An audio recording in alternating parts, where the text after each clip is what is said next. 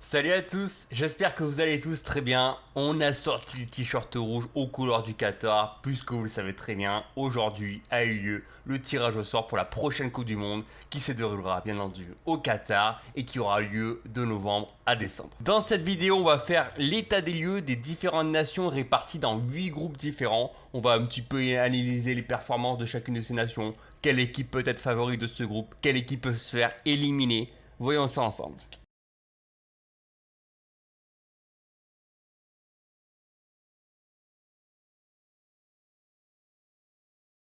Le groupe A est composé du Qatar, des Pays-Bas, du Sénégal et de l'Équateur.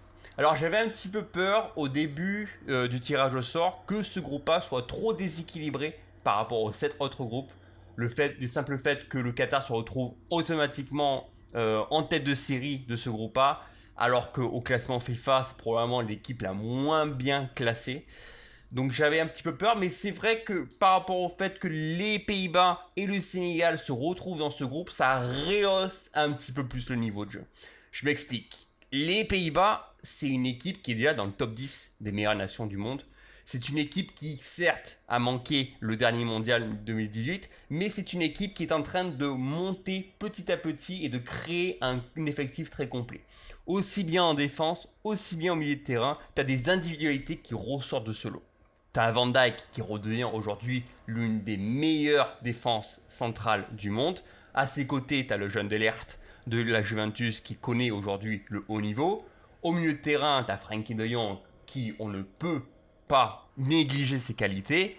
Et à ses côtés, même s'il est un petit peu en difficulté du côté du Paris Saint-Germain, Wijnaldum reste un élément incontournable de la sélection. Donc attention à ces Néerlandais qui sont capables de terminer premier de ce groupe. Derrière, t'as le Sénégal qui ont parfaitement bien commencé leur année 2022. Donc je leur souhaite de réaliser une année 2022 de haut niveau et d'arriver le plus loin possible pour la prochaine Coupe du Monde. On sait très bien, avec un Edouard Mendy, meilleur gardien du monde dans les cages, avec un Sadio Mané en chef de file, en patron, Sadio Mané. On l'a encore vu lors de la double confrontation contre l'Égypte, lors de la finale contre l'Égypte, la finale de la CAN qu'ils ont remportée. C'était lui le véritable leader. Si lui continue dans cette direction-là, il peut vraiment tirer le groupe vers le haut. L'équipe du Sénégal, c'est un groupe uni, un groupe solidaire, qui vont se battre les uns pour les autres, qui vont pas délaisser leurs partenaires au sol. Ils vont les relever comme ça, et on sent vraiment un véritable collectif qui est en train de se créer par les hommes de la Lucie. Après, derrière, tu as l'Équateur. Tu dois reconnaître que je connais pas forcément trop ce groupe. Je vais travailler davantage pour essayer d'en tirer le meilleur. Mais c'est vrai que l'Équateur a quand même réussi le pari d'éliminer le Chili et la Colombie, terminer quatrième de leur propre confédération. On voit quand même que c'est une équipe assez jeune, à peu près entre 20, 22, 25 ans, pas plus. Donc voilà, pourquoi pas être une surprise dans ce groupe A, même si je vois quand même les Pays-Bas et le Sénégal se qualifier pour le deuxième tour. Le groupe B est composé de l'Angleterre, des États-Unis, de l'Iran et d'un qualifié européen, aussi bien Pays de Galles, Écosse que Ukraine. Alors c'est probablement le groupe le plus géopolitique de cette Coupe du Monde, avec l'Angleterre et les États-Unis qui ont eu forcément des conflits dans leur passé qui ont causé l'indépendance des Américains, même si ça remonte au XVIIIe siècle. Ensuite, il y a aussi l'Iran et les États-Unis qui ont eu pas mal de problèmes géopolitiques de leur côté. Et tu as aussi, si le Pays de Galles ou l'Écosse se qualifient, deux pays qui appartiennent au Royaume-Uni, il y aura une rivalité très grande avec les Anglais. Donc c'est assez sympa à suivre, mais on espère que le foot va essayer de raviver un petit peu plus de passion et oublier toutes les tensions. Pour moi, l'Angleterre est probablement l'équipe qui est capable d'aller le plus loin possible dans cette compétition. C'est une équipe qui se base sur des individualités et qui se base aussi sur la possibilité de doubler chacun de leurs postes. T'as aussi bien des Foden, Sterling, Grealish, Kane, Saka, j'en oublie sûrement en attaque. Au milieu de terrain, tu as Declan Rice, Jordan Henderson, Calvin Phillips, il y en a d'autres. En défense, tu as Maguire, Stones, Alexander Arnold, Luke Shaw. Voilà, c'est vraiment l'équipe qui est capable de doubler chacun de leurs postes. Tu sais très bien que Gareth Southgate a l'occasion, l'opportunité de changer un joueur de qualité déjà présent sur le terrain par un autre. Gareth Southgate est déjà en train d'utiliser, de recopier le modèle français de 2018 où il essaye surtout d'aller chercher un résultat plutôt que d'employer le beau jeu. Alors Pourtant, avec toutes ces qualités de joueur qu'il a à sa disposition, c'est vraiment dommage de gâcher le technique. Mais lui, il n'en a rien à foutre. Il veut juste gagner une deuxième Coupe du Monde de son histoire. Ensuite, les États-Unis, je pense que c'est un petit peu trop tôt pour évaluer les Américains. Et je pense qu'ils vont plus se servir de cette Coupe du Monde 2022. Ensuite, l'Iran, je vais être très honnête avec vous, je ne connais pas du tout cette équipe, mis à part 2 joueurs, Taremi del Porto et Hasmoun. Mais sinon, vraiment l'ignorance la plus totale, donc je ne peux rien dire sur eux. Et enfin, le qualifié européen aura probablement une chance, aussi bien que ce soit les Pays de Galles ou l'Écosse ou l'Ukraine. Ça reste des équipes compétitrices, des équipes très performantes en compétition. Ce sont 3 équipes qui ont participé au dernier Euro. Ce sont 3 équipes dont l'Ukraine et le Pays de Galles qui ont accédé au quart de finale. Donc voilà, ça reste des équipes compétitrices qui peuvent mettre à mal pas mal d'adversaires. Le groupe C est composé de l'Argentine, de l'Arabie Saoudite, de la Pologne et du Mexique. Alors, j'ai pas encore fait l'état des lieux de tous les groupes, mais il me semble que ce groupe est peut-être le groupe le plus facile pour les favoris argentins. D'abord l'Arabie Saoudite, même si leur sélectionneur Hervé Renard est de retour pour une Coupe du Monde, un sélectionneur qui a connu des succès aussi bien lors de la Coupe d'Afrique des Nations avec la Zambie qu'avec le Maroc lors de sa prise de fonction. C'est un entraîneur qui peut justement utiliser son expérience pour remotiver son groupe de l'Arabie Saoudite et pourquoi pas espérer faire des grands résultats. Après, tu as le Mexique, c'est probablement l'équipe qui est en train de perdre du terrain par rapport à leurs concurrents directs américains ou canadiens. C'est une équipe qui a du mal, qui est très poussif, aussi bien contre des petites nations comme l'Honduras ou la Jamaïque ou El Salvador, qui a vraiment du mal à se créer des occasions offensivement. N'a plus vraiment le même rendement offensif que les années précédentes. Et heureusement qu'elle peut s'appuyer sur un bon gardien, Guillermo Ochoa, qui est toujours présent. Mais sinon, c'est assez compliqué pour les Mexicains. Après, tu as la Pologne, c'est pareil, elle s'appuie énormément sur des individualités. Oui, on peut tirer Szczęsny dans les cages, Lewandowski, bien entendu. Au milieu de terrain, tu as Zelensky. Mais à part ça, collectivement, c'est une équipe qui déçoit encore un peu dans leur action, dans leur jeu, dans leur combinaison. On a du mal à se trouver, on a du mal à se comprendre sur le terrain. C'est une équipe qui a été éliminée de la phase de groupe en 2018, qui a été encore une fois éliminée de la phase de groupe lors de l'Euro 2020. Donc c'est une équipe qui a encore du mal à passer ce cap de la phase de groupe. Donc voilà, l'Argentine aujourd'hui reste la favorite de ce groupe. Scaloni est en train de monter un groupe avec des joueurs expérimentés comme De Paul, Messi, Di Maria, et il est en train de rajouter des nouvelles têtes, aussi bien Cuti Romero. Récemment, il a mis Emiliano Martinez dans les cages, il a changé la hiérarchie des gardiens juste pour la Copa América. Ils ont remporté cette coupe. On sent vraiment une véritable solidarité entre tous les joueurs, des bonnes ententes sur le terrain, aussi bien sur et en dehors du terrain.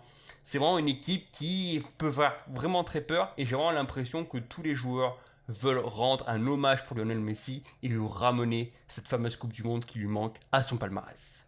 Le groupe D est composé de l'équipe de France, du Danemark, de la Tunisie et d'un qualifié interconfédération, aussi bien le Pérou, l'Australie que les Émirats Arabes Unis. Alors ce qui est marrant, c'est qu'on se retrouve dans un groupe similaire à 2018, avec la France, le Danemark et probablement le Pérou, et on sait très bien à quoi ça avait abouti à la fin de la compétition. L'équipe de France est sûrement une des équipes les plus en forme actuellement. Didier Deschamps est en train de créer une nouvelle dynamique avec un nouveau groupe, en instaurant des nouveaux joueurs, aussi bien Jonathan Klaus, Théo Hernandez qui est arrivé, le retour de Karim Benzema, aussi le retour de Olivier Giroud qui peut apporter son expérience. Donc c'est assez rafraîchissant ce qu'il est en train de proposer Didier Deschamps. Et on sait très bien que cette équipe est en train de prouver au monde entier qu'elle peut faire de nouveau peur. Oui, ensuite le Danemark, ça reste une équipe compétitrice qui a été une des premières équipes qualifiées pour le mondial, qui a fait un euro très satisfaisant d'un point de vue collectif, d'un point de vue individualité aussi, elle peut se reposer aussi sur une qualité, un bloc bien bas avec Højbjerg au milieu de terrain qui peut soutenir sa défense, aussi bien Christensen et le retour de Simon Kjær et le gardien Schmeichel. Donc c'est très compliqué de leur mettre des buts à cette sélection danoise, mais après quand tu as les qualités offensives de l'équipe de France, tu te dois de passer le mur danois. Après derrière, tu as la Tunisie qui pour moi est l'équipe la plus faible de ce groupe. C'est une équipe qui s'est qualifiée un petit peu miraculeusement contre le Mali, qui a beaucoup attendu son adversaire, qui ne s'est pas créé beaucoup d'occasions, qui a un petit peu du mal à produire le jeu qu'elle veut. Ça reste pour moi une équipe tunisienne qui est probablement l'une des plus faibles de la compétition. Le groupe E est composé de l'Espagne, de l'Allemagne, du Japon et d'un qualifié interconfédération qui peut être le Costa Rica ou la Nouvelle-Zélande. Est-ce qu'on ne tiendrait pas notre groupe de la mort? En tout cas, quand tu as deux équipes européennes dans le même groupe, et que ce soit l'Espagne et l'Allemagne, avec un coach, Luis Enrique, ou de l'autre côté, Hansi Flick, deux coachs qui ont entraîné des clubs et qui ont même remporté la Ligue des Champions. Donc ce sont deux coachs qui connaissent le très haut niveau et cet objectif de Coupe du Monde est encore dans leur tête. Ce sont deux coachs qui ont une tactique bien adaptée, ce sont deux coachs qui sont capables d'adapter leurs consignes par rapport aux joueurs qu'ils ont dans leur effectif. Et on voit par exemple l'Espagne qui est en train de mener un groupe très jeune. Luis Enrique est en train de faire tourner son effectif pour savoir comment il va adapter son 4-3-3. On sait qu'au milieu de terrain, il est capable de faire jouer un Pedri dans l'entrejeu. Il est capable de mettre Jérémy Pino, le joueur de Villarreal, sur le côté droit. Il y a Ferran Torres qui est vraiment très efficace en qualité d'avant-centre. C'est une équipe qui est capable de combiner en jeu court et de laisser plus d'espace à un joueur démarqué au côté opposé. Et de leur côté, l'Allemagne, c'est plus le rouleau compresseur, l'armada offensif. Des Gnabry, des Leroy Sané, des Thomas Müller. Des gens qui connaissent déjà la tactique employée par Hansi Flick et qui sont capables de réaliser une nouvelle fois ce genre d'action pour leur sélection nationale. Voilà, c'est une équipe qui ne se pose pas de questions. C'est une équipe qui joue vers l'avant, qui crée des occasions, qui joue en profondeur et qui percute le plus possible pour mettre à mal leur adversaire. Ensuite, tu as le Japon, donc c'est une équipe asiatique qui a réussi à se qualifier aisément pour la prochaine Coupe du Monde. Mais c'est vrai qu'à l'heure actuelle, il est compliqué d'en parler parce que je ne connais pas vraiment quelle est la tactique employée et quel a été vraiment l'apport qu'ils ont apporté dans leur jeu. Et après le dernier, le Costa Rica, c'est une équipe qui me semble être assez portée défensif, qui est capable de couper très bas et bien entendu d'utiliser les performances qu'on connaît très bien de Keylor Navas. Le groupe F est composé de la Belgique, du Maroc, du Canada et de la Croatie. Ce qui est bien dans ce groupe, c'est qu'il est assez équilibré. Il n'y a pas une équipe qui ressort du lot. Oui, peut-être la Belgique est tête de série, numéro 2 mondial, mais la Belgique n'est peut-être pas le même niveau qu'en 2018. Le groupe commence à devenir un petit peu vieillissant. On a bien vu Lukaku en ce moment avec Chelsea, c'est compliqué. Eden Hazard ne joue plus avec le Real Madrid parce qu'il est tout le temps blessé. Derrière, t'as Denayer, pareil, il est bloqué à l'Olympique Lyonnais. Vertonghen, Alderweireld, je sais pas s'ils sont encore en sélection, mais ils sont quand même assez vieillissants. Heureusement, tu peux t'appuyer sur un Thibaut Courtois qui est étincelant avec le Real Madrid, ou encore un Kevin De Bruyne qui reste le maître d'orchestre de Manchester City. Mais sinon, comment est-ce que ce groupe va pouvoir s'articuler pour la prochaine Coupe du Monde? Je demande vraiment à voir. Derrière, tu as la Croatie qui, pareil, c'est la même chose. Hein. Tu gardes toujours tes éléments vieillissants de 2018. Modric est toujours là. Je pense que Rakitic est toujours là. T'as Brozovic, bien sûr. T'as Kovacic, mais pareil, c'est des joueurs qui étaient déjà là en 2018. Et t'as pas forcément le même apport offensif qu'en Russie, parce que Mandzukic n'est plus là. T'as plus vraiment le même rendement qu'auparavant. Et contrairement du Canada, qui eux sont en train de créer un groupe très jeune, un groupe de qualité avec une équipe qui est capable de se projeter vers l'avant et qui est capable de faire très mal offensivement. Ils se sont qualifiés aisément pour le mondial en terminant premier de leur confédération et je pense qu'ils peuvent être une belle surprise pour la prochaine Coupe du Monde. Et ensuite, pareil, le Maroc, c'est la même chose. Un groupe assez jeune, assez hétérogène dans tous les compartiments du jeu. Une équipe qui sait rehausser leur niveau de jeu dans les bons moments. On l'a encore vu lors du dernier match de barrage contre la RDC où ils ont vraiment usé de tout leur talent pour faire mal à leur adversaire. Ça va être compliqué, mais je mettrai quand même une petite pièce sur la Belgique et sur le Maroc. Le groupe G est composé du Brésil, de la Serbie, de la Suisse et du Cameroun. Ce groupe, à première vue, me paraît équilibré. Alors oui, le Brésil se sortit aisément de cette confédération sud-américaine en ne perdant aucun match. Et grâce à ça, ils ont réobtenu leur première place au classement FIFA. Oui, cette équipe se repose sur des éléments très techniques. On aime voir les gestes de Neymar, la qualité de passe d'un Paqueta, la technique d'un Coutinho devant, mais aussi l'expérience d'un Daniel Alves qui revient en sélection, d'un Thiago Silva, toujours aussi un rock défensif avec Chelsea, ou encore la rédemption d'un Marquinhos derrière. Mais c'est vrai que lors des dernières compétitions, ils ont assez déçu. On a l'impression que mentalement, ils peuvent être assez faibles et que si quelque chose ne se passe pas très bien dans leur tête, ils peuvent totalement délaisser la rencontre et être totalement perturbés. C'est ça le gros problème du Brésil. Et même si ce groupe me paraît assez évident pour eux, on va voir comment est-ce qu'ils vont pouvoir réadapter leur jeu pour la suite de la compétition. Ensuite, tu as la Serbie et la Suisse. Je ne vais pas trop en parler parce que, mis à part le fait qu'ils ont beaucoup d'individualité, ce sont deux équipes européennes, on va dire, de catégorie B, avec voilà, des qualités, des joueurs qui évoluent un petit peu partout en Europe, mais ce n'est pas vraiment les deux gros cadors européens et qui pourront vraiment titiller nos Brésiliens. Et après, derrière, tu as le Cameroun qui s'est sorti de l'Algérie, qui a réussi d'abord à éliminer la Côte d'Ivoire en phase de groupe, qui ensuite élimine l'Algérie, qui a démontré lors de la dernière CAN qu'elle avait des qualités dans tous les compartiments du jeu, aussi bien en défense qu'en attaque. Le retour de Vincent Boubacar fait énormément du bien.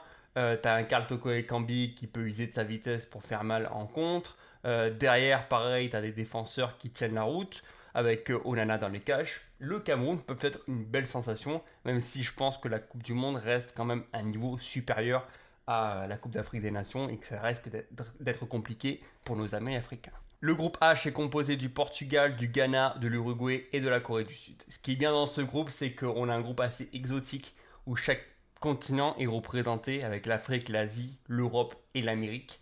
Et donc c'est assez sympa, on va avoir des rencontres un peu différentes de d'habitude. Le Portugal me paraît être assez favori, même si c'est vrai qu'ils ont eu un petit peu plus de complications pour se qualifier, mais Fernando Santos est souvent décrié dans le pays, où il ne sait pas vraiment manier la tactique à la perfection et se repose uniquement sur des individualités, même si des fois il peut se vanter des coups de poker avec la rentrée de Otavio lors des matchs de barrage contre la Macédoine. Mais à part ça, c'est plus compliqué. On sent que si le Portugal ne marque pas rapidement, c'est une équipe qui va se mettre en danger et qui ne va pas forcément réussir à tenir pendant les 90 minutes. Le Ghana, pareil, se sont qualifiés assez miraculeusement contre les Nigérians. On ne les attendait pas à ce niveau-là. Ils nous ont sorti une CAN assez décevante, on va pas se mentir. Une CAN qui était très loin de leur niveau. Ils ont surtout perdu contre les Comores, on se souvient très bien. Mais sorti un petit peu leur gond, ils étaient assez agressifs dans leur action. Il va falloir qu'ils changent un petit peu leur mentalité avant d'aborder le prochain mondial. Après, le Ghana, ça reste quand même une équipe historique. C'est une des 3 équipes africaines qui s'est déjà hissée en quart de finale de leur histoire. C'était en 2010, notamment avec un match contre l'Uruguay qui sera encore une fois leur opposant dans ce groupe-là. Et c'est vrai que l'Uruguay est en train de remonter, de redresser un petit peu plus leur niveau de jeu avec l'arrivée du nouveau coach qui a pris possession en décembre dernier.